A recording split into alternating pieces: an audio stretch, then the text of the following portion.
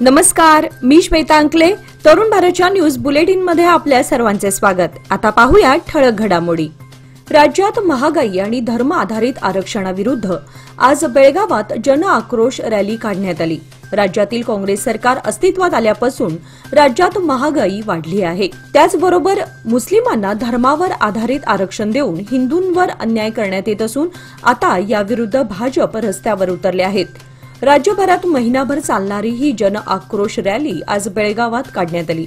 शहरातील गोवावेस येथून या रॅलीला सुरुवात झाल्यानंतर शहापूर येथील नाथपै सर्कल, शहापूर खडेबाजार मार्गे छत्रपती शिवाजी महाराज उद्यान परिसरात या रॅलीची सांगता करण्यात आली.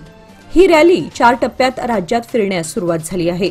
कर्नाटकातील काँग्रेसच्या नेतृत्वाखालील सरकार जीवनावश्यक वस्तूंच्या किमती वाढवत आहे, अनुसूचित जाती आणि जमातीसाठीचा निधी इतर कारणांसाठी वळवत आहे आणि इतर जनविरोधी निर्णय घेत आहे असा आरोप BY विजयेंद्र यांनी यावेळी केला. या रॅलीमध्ये भाजपचे प्रदेशाध्यक्ष BY विजयेंद्र, माजी मंत्री गोविंद कारजोळ, शशिकला जोल्ले, खासदार जगदीश शेट्टर, माजी आमदार संजय पाटील यांच्यासह राज्यभरातून अनेक भाजप नेते सहभागी झाले होते. आज बेळगाव शहरात महागाई आणि राज्य सरकारच्या अपयशी आर्थिक धोरणांविरोधात बेळगाव जिल्हा भाजपच्या वतीने कर्नाटक राज्य सरकारच्या वाढत्या महागाई तसेच अनेक भ्रष्टाचार विरोधात बैठक घेण्यात आली. या बैठकीत राज्य सरकारची 7,000 कोटींची शक्ती योजना ही तोट्याची असून KPTCL मालमत्ता विक्री केल्याचा गंभीर आरोप भाजपच्या नेत्यांकडून राज्य सरकारवर करण्यात आला. याप्रसंगी भाजपचे BY विजयेंद्र, अनंतकुमार हेगडे, खासदार जगदीश शेट्टर, माजी आमदार संजय पाटील यांच्यासह भाजपचे अनेक नेते आणि असंख्य कार्यकर्ते उपस्थित होते. बेळगावातील न्यू गांधीनगर येथील राष्ट्रीय महामार्गालगत अमृत योजनेअंतर्गत पाईपलाईन टाकण्याच्या कामादरम्यान भूस्खलन होऊन 2 कामगार मातीच्या ढिगाऱ्याखाली अडकले. या दुर्घटनेत एकाचा मृत्यू झाला असून दुसऱ्याचा शोध सुरू आहे. गोकाकहून आलेले हे कामगार पाईपलाईनच्या कामासाठी दाखल झाले होते. अचानक झालेल्या भूस्खलनामुळे त्यांच्यावर मातीचा ढिगारा कोसळला. घटनास्थळी मदत आणि बचाव कार्य सुरू असून माळमारुती पोलीस ठाण्याच्या हद्दीत ही दुर्घटना घडली आहे. शहराच्या मध्यवर्ती भागात घडलेल्या या घटनेमुळे नागरिकांमध्ये हळहळ व्यक्त होत आहे. पालकांच्या मागणीनंतर कर्नाटक शासनाने 2025-26 या शैक्षणिक वर्षासाठी पहिल्या इयत्तेत प्रवेशासाठी वयोमर्यादेत तात्पुरती सवलत दिली आहे.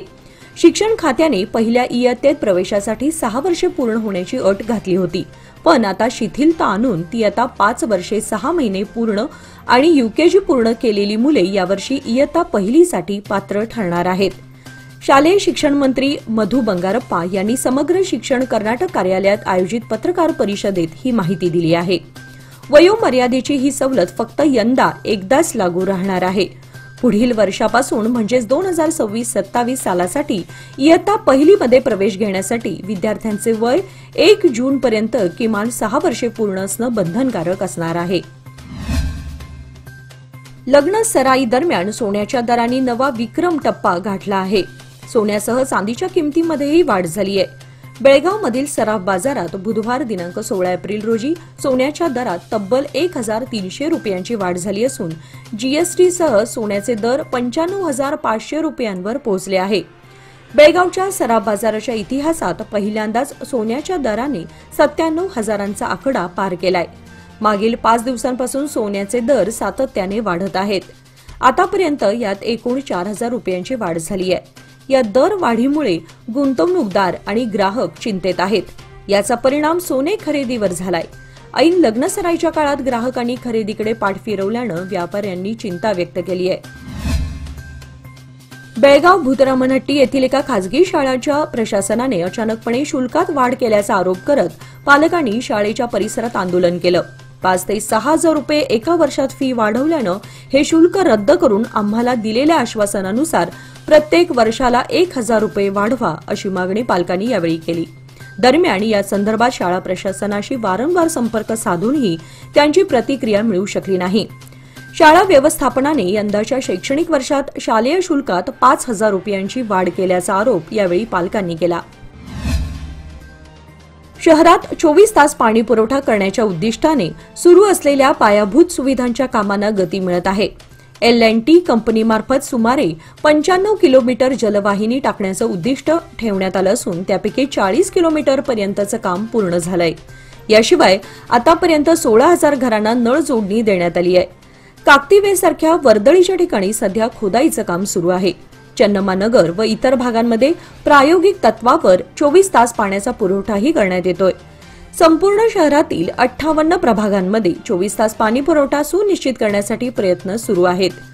योजनेच्या अंतर्गत 14 ठिकाणी जलकुंभ उभारण्याचे कामही सुरू असून काही ठिकाणी ही कामे रखडलेली आहेत। मनपा बैठकीत L&Tचे अधिकारी धीरज उभ्यंकर यांनी 2026 पर्यंत संपूर्ण योजना पूर्ण होईल असा दावा केला। मात्र सद्यस्थितीत कामाचा गतिवेग पाहता हा प्रकल्प वेळेत पूर्ण होईल का यावर शंका व्यक्त केली जात आहे।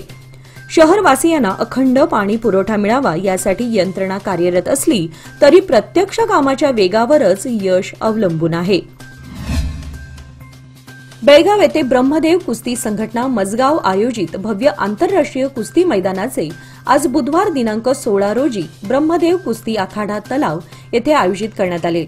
या मैदानात प्रमुख कुस्ती महाराष्ट्र चॅम्पियन शिवा पुणे विरुद्ध आंतरराष्ट्रीय पदक विजेता सोहेल इराण, दुसऱ्या क्रमांकाची कुस्ती अमित कुमार विरुद्ध उपमहाराष्ट्र केसरी बाळू बोडके, तिसऱ्या क्रमांकाची कुस्ती डबल कर्नाटक केसरी कार्तिक काटे विरुद्ध आंतरराष्ट्रीय पदक विजेता मिलाद इराण, चौथ्या क्रमांकाची कुस्ती महाराष्ट्र चॅम्पियन शुभम कोळेकर गंगावेश विरुद्ध महाराष्ट्र चॅम्पियन श्रीमंत भोसले इचलकरंजी, पाचव्या क्रमांकाची कुस्ती शिवा दड्डी दर्गा व करण हरियाणा यांच्यात आयोजित करण्यात आली होती।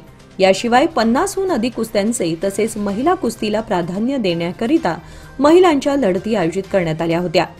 यासाठी ब्रह्मदेव कुस्ती संघटना कमिटीचे अध्यक्ष शिवाजी पट्टण, उपाध्यक्ष चंद्रकांत देसाई, सेक्रेटरी सुकुमार गौरांना, उपसेक्रेटरी राजन मजूकर, पांडू गौडण्णावर, सुनील गौरांना, श्रीपाल पुजारी, मल्लापा मजूकर, वासू परमाज, दीपक सातगौडा, पवन काकतकर आदी सदस्य आणि कार्यकर्ते यांनी अथक परिश्रम घेतले। या कुस्तीचे लाईव्ह प्रसारण तरुण भारत न्यूज या युट्यूब चॅनेलद्वारे करण्यात आल्याने अनेक नागरिकांना घर बसल्या आपल्या मोबाईलवर याचा आनंद घेता आला। लोकमान्य एज्युकेशन सोसायटीचे संस्थापक तसेच दैनिक तरुण भारतचे सल्लागार संपादक डॉक्टर किरण ठाकूर यांच्या प्रेरणेतून आणि संकल्पनेतून खानापूर येथे लोकमान्य एज्युकेशन सोसायटीच्या माध्यमातून विठ्ठलराव यशवंतराव चव्हाण तांत्रिक महाविद्यालयात सुरू करण्यात आले आहे। याबाबतची माहिती लोकमान्य सभागृहात बोलवलेल्या पत्रकार परिषदेत लोकमान्य सोसायटीचे उपाध्यक्ष पंढरी परब, एज्युकेशन सोसायटीचे ऍडमिनिस्ट्रेटिव्ह मिसाळे, सचिव सत्यव्रत नाईक यांनी पत्रकार परिषदेत बोलताना दिली। यावेळी महाविद्यालयाच्या प्राचार्या कदम, प्रकाश चव्हाण आणि अरुण बडिगेर हे उपस्थित होते। सुरुवातीला सत्यव्रत नाईक यांनी उपस्थितांचे स्वागत करून प्रस्तावित केले। यानंतर पंढरी परब यांनी लोकमान्य संस्थेच्या वाटचालीचा आढावा घेतला। खानापुरात सुरू करण्यात आलेल्या या विठ्ठलराव यशवंतराव चव्हाण तांत्रिक महाविद्यालयात पॉलिटेक्निक कॉलेज सुरू करण्यात आलं असून यात electrical and electronics, electronics and telecommunication, artificial intelligence आणि मशीन लर्निंग, कम्प्युटर सायन्स व मेकॅट्रॉनिक्स यांचा समावेश असणार आहे। लोकमान्यच्या मुदत ठेव योजना म्हणजेच सुयोग्य कालावधी सर्वोत्तम व्याजदर। आता तुमच्या गुंतवणुकीवर मिळवा 10.60% परतावा। अधिक माहितीसाठी आजच संपर्क करा 1800212405। लोकमान्य, प्रत्येक पावलावर तुमच्या सोबत। योजना फक्त सभासदांकरिता, नियम व अटी लागू। नवे पाऊल, नवा संकल्प लोकमान्य सोसायटी सादर करत आहे लोकमान्य शुभारंभ ठेव योजना, जी देते तुमच्या ठेवीवर आकर्षक व्याज। ज्येष्ठ नागरिकांसाठी 0.5% अधिक व्याज। अधिक माहितीसाठी कॉल करा 1800-212-4050। लोकमान्य, जिथे पैसा वाढतो आणि नातं वृद्धिंगत होतं। वाढत्या उन्हामुळे डोंगर आणि वनक्षेत्रात चारा आणि पाण्याचा तुटवडा निर्माण झालाय। मागील 8 दिवसात बेकिनकेरे, कुद्रेमनी, बाची, देवरवाडी परिसरात गवी रेड्यांच्या कळपाचा मुक्त संचार वाढलाय। परिणामी वन्यप्राणी शिवारात धुमाकूळ घालत असल्याचे प्रकारही वाढलेत। दिवसा ढवळ्याही वन्यप्राणी शिवारात फिरू लागले आहेत, त्यामुळे शेतकऱ्यांमध्ये चिंता निर्माण झाली आहे। तातडीने गव्यांचा बंदोबस्त करावा अशी मागणी होत आहे। दिवसेंदिवस उन्हाचा तडाखा वाढू लागला आहे, त्यामुळे डोंगर क्षेत्रातील चारा सुकून गेलाय। त्याबरोबर पाण्याचा तुटवडाही निर्माण झाला आहे। प्रसंगी वन्यप्राणी सैरभैर होऊन डोंगर पायथ्याशी असलेल्या शिवारात तळ ठोकू लागले आहेत। विशेषतः गविरेडे, तरस, रानडुक्कर आदींचा यात समावेश आहे. वाढत्या शहरीकरणामुळे लहान मुलांना खेळण्यासाठी जागाच उपलब्ध नाही. यासाठी त्यांना उद्यान अथवा मैदानावर अवलंबून राहावं लागतं. परंतु शहरातील उद्यानांची अवस्था भकास झाली असून उद्यानातील खेळाचे साहित्य मोडून पडले आहेत. साहित्य तुटून अनेक महिने उलटले तरी याच्या दुरुस्तीकडे महापालिकेचं दुर्लक्ष होत आहे.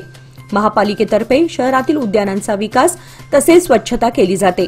शहापूर येथील छत्रपती शिवाजी उद्यान येथे लहान मुलांना खेळण्यासाठी अनेक क्रीडा साहित्य उपलब्ध करून देण्यात आले आहेत. परंतु यातील बरेचसे साहित्य सध्या मोडकळीस आले असल्याने त्याचा वापर सध्या बंद आहे. बेळगाव तालुक्यातील अतिवाड येथे सव्यसाची गुरुकुलम या नव्या शिक्षण प्रकल्पाच्या भूमिपूजनाचा कार्यक्रम नुकताच मोठ्या उत्साहात पार पडला. या गुरुकुलमसाठी 4.5 एकर जागा खरेदी करण्यात आली असून यामार्फत पारंपरिक मूल्यांवर आधारित आधुनिक शिक्षण देण्याचा उद्देश आहे. या भूमिपूजन कार्यक्रमाला श्री शिवप्रतिष्ठान हिंदुस्थानचे राष्ट्रीय अध्यक्ष रावसाहेब देसाई हे प्रमुख पाहुणे म्हणून उपस्थित होते. तसेच व्यासपीठावर महाजन गुरुजी, सुनील लाड, विनय चोपदार, रोहित भोर तसेच बेळगावचे महापौर मंगेश पवार, उपमहापौर वाणी जोशी, भाजप मंडळ अध्यक्ष धनंजय जाधव यांच्यासह अनेक मान्यवर उपस्थित होते. गुरुकुलमच्या स्थापनेमुळे ग्रामीण भागातील विद्यार्थ्यांना गुणवत्तापूर्ण आणि संस्कारक्षम शिक्षण मिळण्यास मदत होणार आहे. बेळगाव तालुक्यातील बिजगर्णी गावची ग्रामदेवता श्री महालक्ष्मी देवीचा वाढदिवस मोठ्या भक्तिभावात आणि उत्साहात साजरा करण्यात आला. यावेळी देवीसमोर केक कापून भक्तांनी आनंदोत्सव साजरा केला. गावात 2 दिवस पाळणूक ठेवण्यात आली होती आणि त्या पार्श्वभूमीवर देवीचा भंडारा पारंपरिक पद्धतीने साजरा करण्यात आला. या काळात ग्रामस्थांनी भक्तिभावाने देवीच्या चरणी अन्नदान केले. वाढदिवसाच्या दिवशी ओटी भरण्याचा सोहळा हे विशेष आकर्षण ठरले. महिलांनी पारंपरिक पेहरावात देवीची ओटी, साडी, नारळ, फळे आणि हळदी कुंकवाने भरून पूजा केली. या कार्यक्रमामध्ये मोठ्या संख्येने ग्रामस्थ, महिला मंडळ तसेच तरुण मंडळांनी सक्रिय सहभाग दर्शवला होता. देवीच्या आशीर्वादाने गावात सुख, शांती आणि समृद्धी लाभो अशी प्रार्थना करत संपूर्ण गावाने एकत्र येऊन हा उत्सव साजरा केला. याप्रसंगी वसंत अष्टेकर, श्रीरंग भाष्कळ, विष्णू मोरे, मारुती जाधव, गोपाळ पाटील, ग्रामपंचायत सदस्य संदीप अष्टेकर, जकाप्पा मोरे, मनोहर बेळगावकर आदी उपस्थित होते. परमपूज्य सद्गुरू श्री अनिरुद्ध बापू यांच्या मार्गदर्शनाने संपूर्ण भारतामध्ये 128 ठिकाणी अनिरुद्धाज अकॅडमी ऑफ डिझास्टर मॅनेजमेंट तर्फे महारक्तदान शिबिर आयोजित करण्यात आले होते. बेळगावमध्ये रविवार दिनांक 13 एप्रिल 2025 रोजी सकाळी 9 ते दुपारी 2 वाजेपर्यंत श्री गंगापुरी मठ सांस्कृतिक भवन, कोरे गल्ली, शहापूर, बेळगाव येथे शिबिर संपन्न झाले. शिबिराला प्रमुख पाहुणे म्हणून महापौर मंगेश पवार, नगरसेवक गिरीश धोंगडी व नगरसेवक नितीन जाधव उपस्थित होते. बेळगावमधील 69 जणांनी शिबिरामध्ये भाग घेऊन रक्तदान केले. तसेच संपूर्ण भारतात झालेल्या या महारक्तदान शिबिरामध्ये 14,974 जणांनी रक्तदान केले. परमपूज्य सद्गुरू श्री अनिरुद्ध बापू यांनी 1999 सालापासून सुरू केलेल्या या उपक्रमामध्ये आतापर्यंत 2,25,000पेक्षाहून जास्त युनिट ब्लड संकलित करून विविध ब्लड बँकांना दान करण्यात आलं आहे.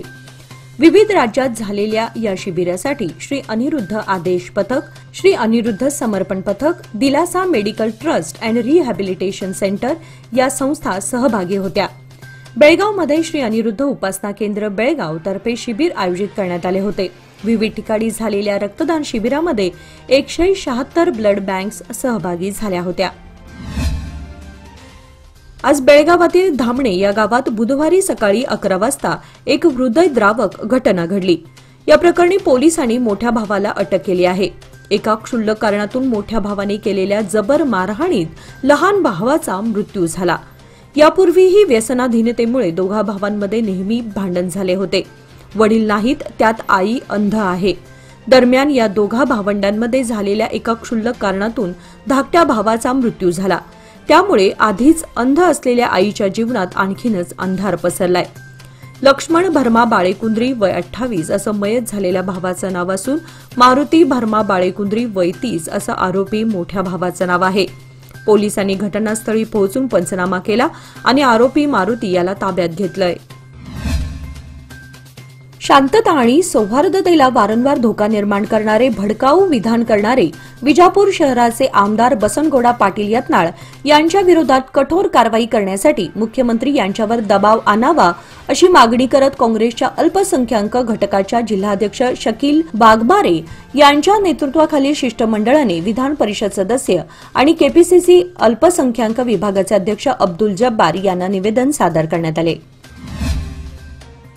भाजपचे प्रदेशाध्यक्ष BY विजेंद्र यांच्या प्रमुख उपस्थितीत निपाणीत मंगळवारी डॉक्टर बाबासाहेब आंबेडकर यांच्या पदस्पर्श शताब्दी सोहळा पार पडला. या सोहळ्यात भाजप नेत्यांनी काँग्रेसवर टीकांचे एकामागोमाग एक असे बाण सोडले. याच कार्यक्रमात सभापतींसह आम्ही काँग्रेसचे म्हणणाऱ्या 4 नगरसेवकांनी सक्रिय सहभाग नोंदवला. यातून सदन नगरसेवकांचा भाजप प्रवेश जवळपास निश्चित झाला असल्याची चर्चा सुरू झाली आहे. निपाणी येथील खरी कॉर्नर येथे महामार्गावर निवारा शेड नसल्यानं प्रवाशांची गैरसोय होत आहे. त्यातच उन्हाळ्याचे दिवस असल्याने प्रवासी वर्गाला रस्त्यावरच उन्हात थांबणं मोठं कठीण झालंय. याची दखल घेताना निवारा शेड उभारण्यात यावं अशी मागणी होत आहे. महामार्गावर सध्या 6 पदरीकरणाचं काम चालू असून खरी कॉर्नर महामार्गानजीक असलेले निवारा शेड हे काही दिवसांपूर्वी पाडण्यात आले होते. त्यामुळे प्रवाशांची गैरसोय होत आहे. 6 पदरीकरणाच्या कामाच्या पूर्ततेवेळी दोन्ही बाजूला निवारा शेड उभारण्याची गरज असल्यानं लवकरात लवकर 6 पदरीकरणाचं काम पूर्ण करून दोन्ही बाजूला होणारी प्रवाशांची गैरसोय टाळावी अशी मागणी प्रवासी वर्गातून होत आहे. याचबरोबर आजचे बातमीपत्र इथे संपले. अधिक माहिती आणि ताज्या घडामोडींसाठी पाहत रहा तरुण भारत न्यूज चॅनेल. तसेच आमच्या चॅनलला लाईक, शेअर आणि सबस्क्राईब करायला विसरू नका. आणि विश्वासार्ह बातम्यांसाठी दररोज वाचा दैनिक तरुण भारत. धन्यवाद.